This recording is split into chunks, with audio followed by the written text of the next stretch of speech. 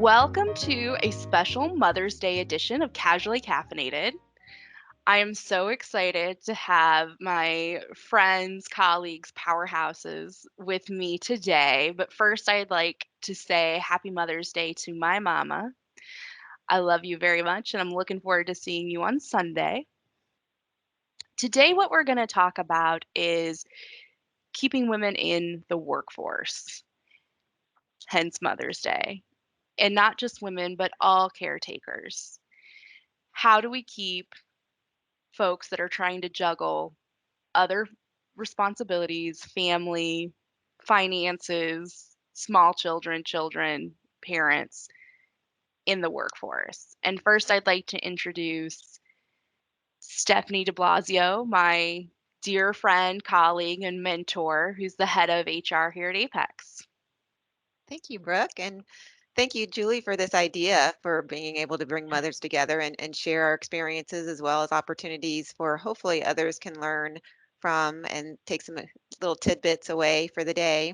I'm Stephanie DeBlasio, and I am a mother of three. I have a freshman in high school, a freshman in college, and a fifth grade little guy. So I span the gamut of all different schools and experiences. Learned a lot of lessons along the way and looking forward to sharing what I can today. And my other colleague and friend is Julie Hawes. She's an advisor here at Apex. And the two things I know about Julie is her passion for women in the workforce and motherhood.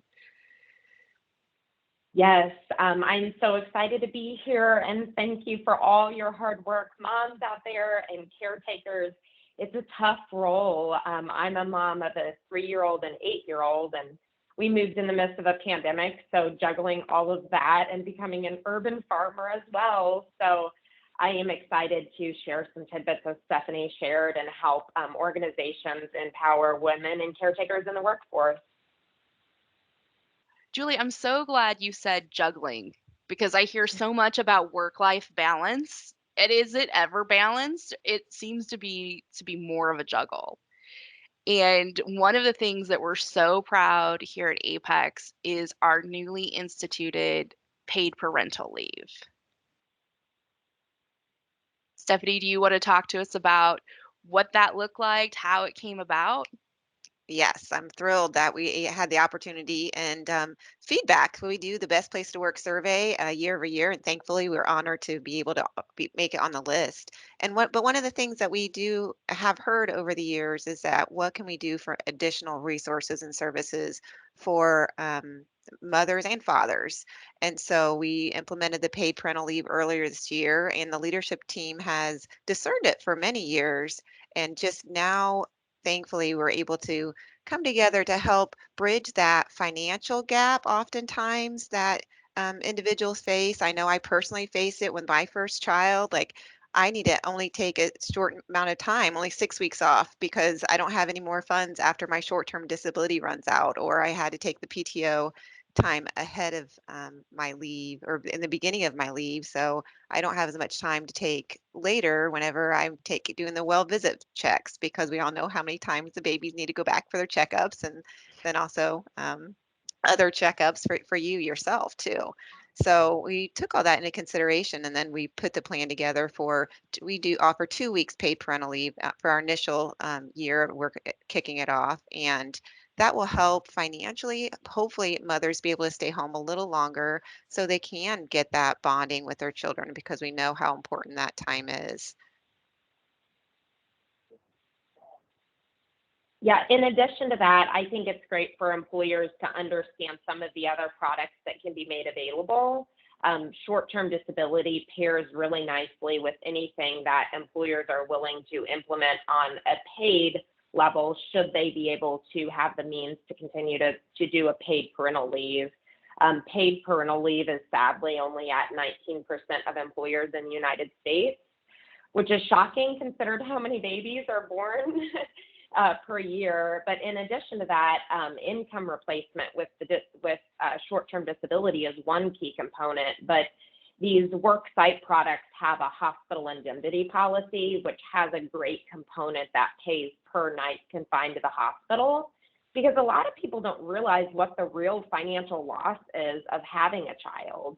You're looking at, again, 19% of employers are offering something paid as for their paid leave. But in addition to that, what's the remainder look like? And then is there a dual loss of income? Should dad or a mom need to stay at home as well?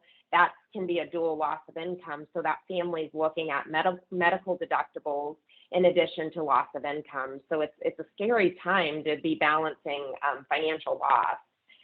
Certainly with May being Mental Health Awareness, I mean, moms have got to talk about this. We can't be alone having a newborn, and certainly dealing with the financial stresses as well.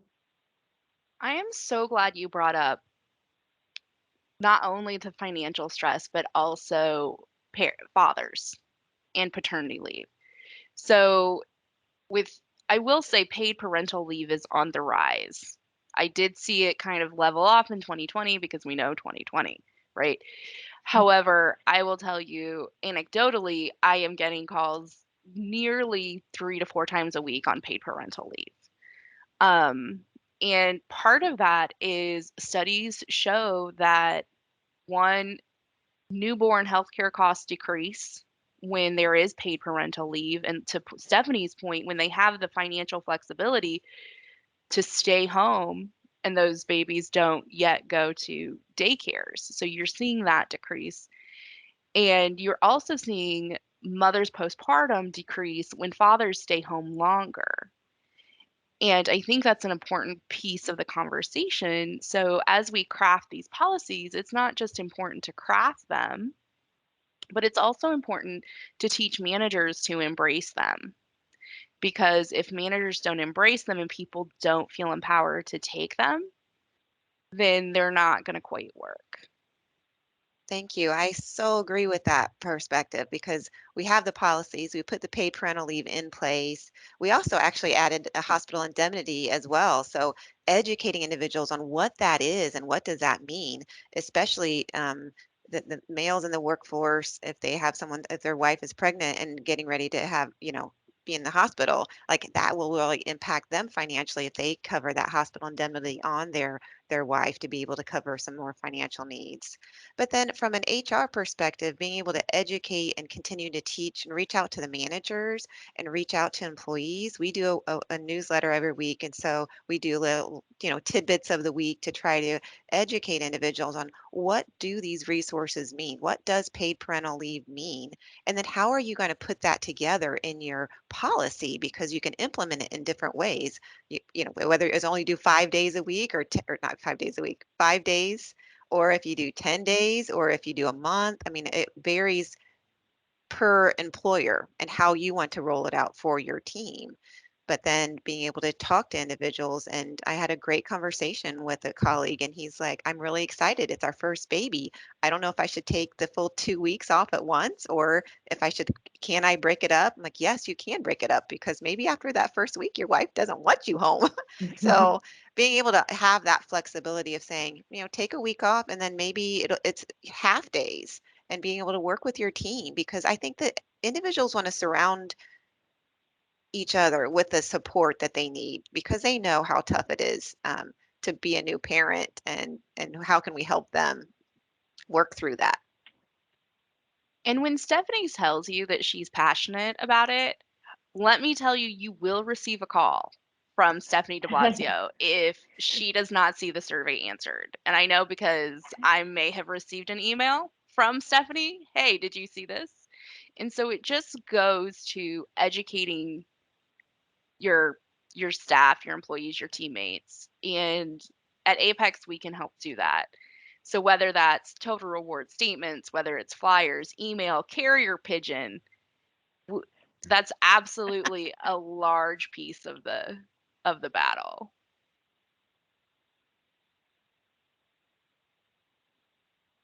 So Julie, what do you think? Is the paid parental leave the end and the finish of this conversation? Where do you think it's naturally going to go next? Yeah, so I like to look at honestly family leave because quite honestly, my friends are on two ends of the spectrum.